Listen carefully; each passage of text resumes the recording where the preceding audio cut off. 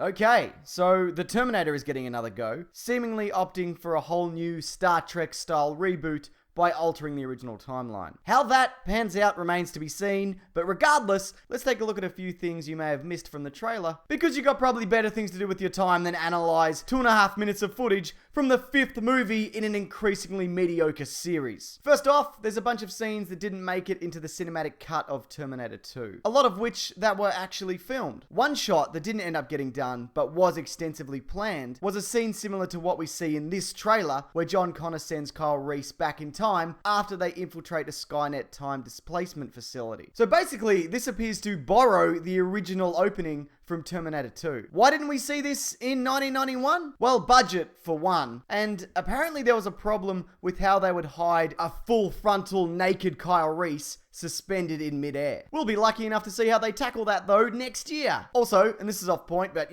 who cares? The original time machine design actually went on to be used in Contact, the prequel to Interstellar. Yes, I know it's not the prequel to Interstellar, but still, they are weirdly similar. There's also been a clear effort to make this universe comfortably fit into the existing Terminator universe. For one, the future scenes actually have them fighting at night, something that was apparently a necessity completely forgotten in Terminator Salvation. Two, the scenes where they've recreated the Terminator are pretty spot on. The appearance of the original T-800, Kyle Reese's arrival in the alley, they even seem to have lined up his scars, and also the clothes that he steals. Though he actually only picks up the trench coat, not the t-shirt, in that department store. So way to ruin the franchise!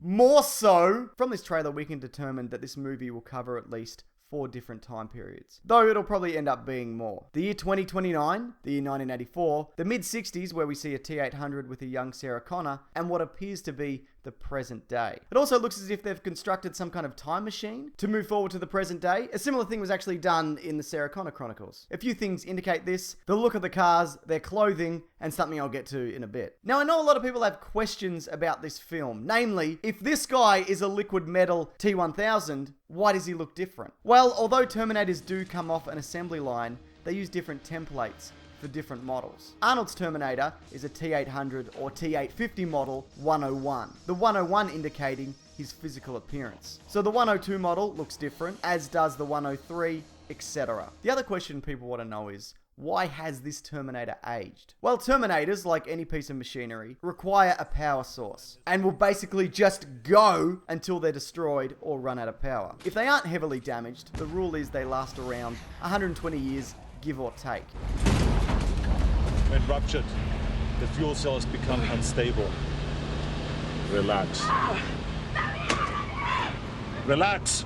Their synthetic skin, however, is a different matter. Unless placed in stasis, their exterior ages at roughly the same rate as a regular human. Meaning that if a Terminator arrived in the mid-60s and raised Sarah Connor, then it would have aged around 20 years by the time 1984 rolls around. I'd say also that when Kyle and Sarah jump to the present day, this Terminator doesn't make the trip, as later we see him and he's got a wicked mop of grey hair. One last thing, here we see the Terminator and someone else barreling through a wall, and sitting right there is the original T-1000, Robert Patrick. Will his role extend beyond a small cameo? That is very unlikely, but it's good to see the poor man's Mulder again regardless. So that's about it. But many questions remain. Who is this being tackled through the wall? Will we see Pugsley the Iguana again? And first and foremost, will this be a good movie? Well, it doesn't look terrible, even though I'd say best case scenario, it'll be the greatest Terminator film behind the first two. Thanks everyone, and don't forget, I have a podcast. It's called The Weekly Planet. It's courtesy of the terrific comicbookmovie.com. It's out every Monday, and we'll be talking this trailer, plus a bunch of other stuff related to movies, and whatever. I'll link that below if you care. I'd love to know though, what's your favorite Terminator moment? Is it that bit in part 3 where the Terminator tells that guy to talk to the hand?